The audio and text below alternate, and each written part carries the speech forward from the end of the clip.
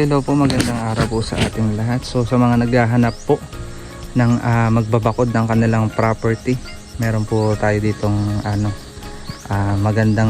magaling na magbabakod. Kaya kayo po mga ka-farm lot, kung naghahanap po kayo ng mga magbabakod at gusto nyo pabakuran yung inyong mga farm, edi may papakilala po ako sa inyo na pwede nyong makontrata. So ganito yung bakod niya. Ayan po, ito yung poste niya, 4x4 po yan. Ayan po, ang lalim ng baon niya dyan. Yan ho, nakabaon yan. Tapos ito pa, ibubuhusan pa po nila ng semento yan para lalong mas matibay. May nakaangkla pa ho yan dyan. Ito yung mga pangantuhan. Dito po, kasama po ito, may gate yan.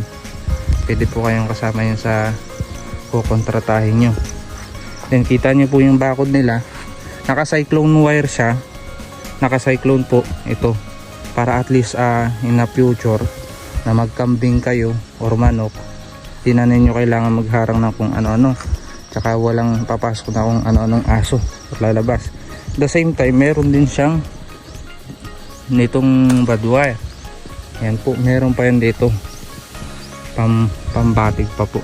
Kaya kita nyo po yan, kitang kita po yung bakod. Kasi din po yung pagkakagawa nila niyan. Yan po yung maganda ang mga pagkakabaon niyan. Lahat po yan. Yan po, malalim. Pagkabaon, yung iba po kasi magbabakod, diretso na, tambak lang ng lupa. Sila po, ang ginagawa nila dito, pagkabaon po nila ito, 1 feet, kabunan nila. Tapos ito po matitira, yan. Mga ilang pulgada po ito.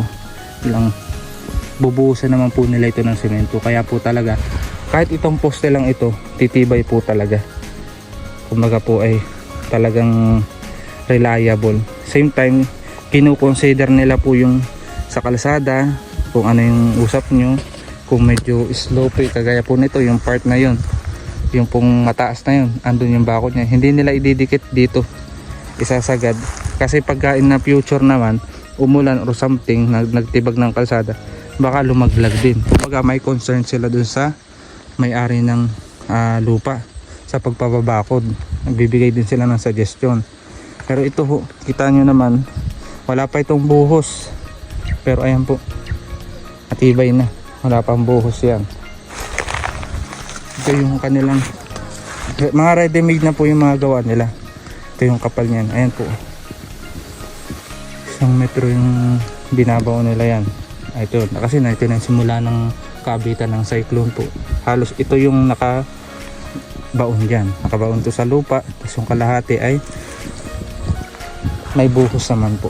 So ayan po, kung kayo naghahanap ng mga magbabakod at magandang ting nila, hardware, kompleto na sila sa gamit. Kaya wala nang problema. Ayan, yung gate nila, kasama na din yan sa package nila sa gagawa ng gate. Kaya pagkabakod nyo, may sarili akong pinto na 4 meter. Yan po, complete nila cyclone. Papakita ko sa inyo yung mga gawa nila. So ito po, inaano na nila ng barbed wire. 4 po yan, 1, 2, 3, 4. Yan po ang lalagyan nila ng barbed wire. Kaya po hindi maliban sa cyclone wire, may barbed wire din siya, pampatibay. Palibot po yan nilalagyan. Ganda ng kanilang pagkakapantay po yan, pantay-pantay yan. Yan, kaya yung pagkanilang pagkakabakod yan, talagang walang talo, walang sayang. Ayan po, so kita nyo yung taas nya, balance po sa lahat siya. Kumaga hindi kayo maano, kung iisa yung taas at pagkakabaon nila, kahit bumaba yung lote mababa, tapos pataas doon, yung lalim nila ay ganun pa din para balance sa lahat ng sasukat ng cyclone. Tapos yung barbed wire, ayan po, ayan po yung bakod nila. Ayan po, ang ganda pala tingnan pag naka cyclone wire. Ayan, malinis, tsaka pantay na pantay po yan. Kasi simula sa muhon po, binabatigan po nila ng tawag dito, ng tamsi po.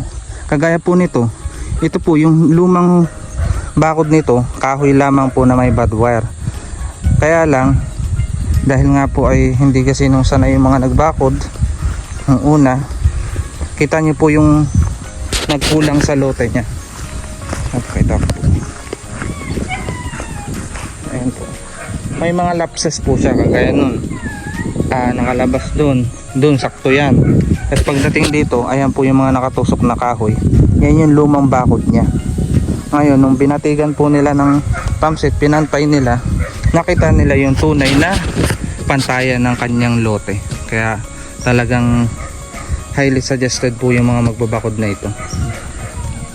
Hindi po sayang yung inyong ibabayad, kasi bukod sa ayos ang pagkakalagay nila po, ay naka cyclone wire, may bad wire.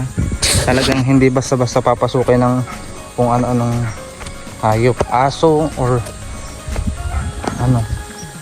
Kasi in the future naman, kung bad wire lang ang ilalagay nyo dyan, may mga aso na pwedeng makapasok, o kaya naman kung gugustuhin nyo naman ay halimbawa in the future mag-alaga kayo ng kambing, mag-alaga kayo ng baka or ng mga manok, hindi na kayo gagastos pa ulit para bumili ng mga tawag dito ng net para ipambakod. Ito okay na yan, nakaset na yan. Tingnan nyo po dito, kaya dito sa likod, kaya may mga laptop pa rin. Yan po, yung kahoy na bakod ay mali pa rin. So nung sila, kahit kita nyo po, kahit nasukal, lagi nilang binapatakan ng tamsi para sigurado sila dun sa ano. Makita nyo po tamsi na kulog din naman yung gamit nila. Para sigurado sila dun sa pantayan ng bakod. Kahit pumasukal, talagang dinidiretso nila yan na mabatakan nila ng tamsi. Ayan po, kagaya po nito, ang akala namin ay hanggang dyan lang yan.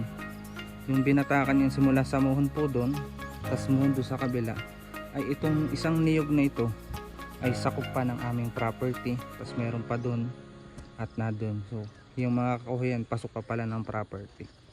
Ayan. So kaya talagang okay na okay yung magbabakod. Hindi lang siya basta tansya-tansya, talagang ina-accurate nila yung kanilang pagbabakod. Kaya kung kayo po ay may mga farm lot, mga nabili or luma, gusto nyo pabakuran, ay mag-message lamang po kayo sa akin kung saan po yung area nyo at ilan yung sukat. Edi ito-contact ko naman po kayo kay Tiyo para at least si Tiyo po kasi sila na yung rekta talaga.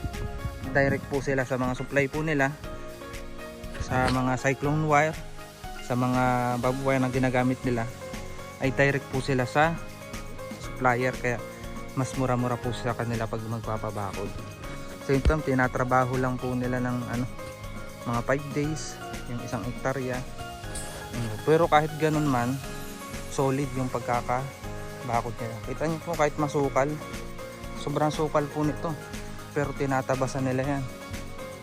Tatabasan nila yan para at least maayos, kasi binabatakan nila ng tamsi. Kasi pagka hindi nila tinabasan, sala-sala yung bakod nila. Pero dahil nga po ay meron silang sa mga kliyente nila at tiwala po sa kanilang kliyente, nililinis nila yan. Ayan po, sobrang sukal niya, pero ayan, nalinis nila para lang mabakuran nila ng maayos, para walang reklamo. So ito po, bali last day na po ng magbabakod. Makita nyo po yung pagkaka-align nila yan, kahit taas baba, iisaw yung taas. Kahit yung lupa ay mababa, tapos pataas, iisa rin po yan. Yan, ayan po yung sinasabi ko po. Sinesemento nila yung ibabaw. Yan, kanya po yan, wala pa. Pero lahat po yan, ayan po, hindi lang yung dulo o yung hangganan ang may sementong binubuhos. Lahat po yan, doon po. Kaya po lahat yung mga yan ay meron po yung buhos. Talagang sure na matibay ang inyong bakod.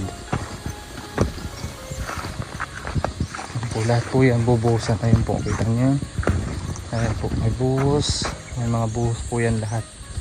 Ito yung pagkakaano nila, ayos ng poste. quality ang gawa. Bukod sa cyclone at barbed wire, nagbabako din sila ng full concrete at half concrete. Yung po yung concrete yung ilalim, tas yung taas naman po ay naka-barbed wire at naka-cyclone wire. May iba din sila mga, bukod sa mga cyclone wire, may ginagamit din sila mga ibang pangharang. Depende sa naisin ng client.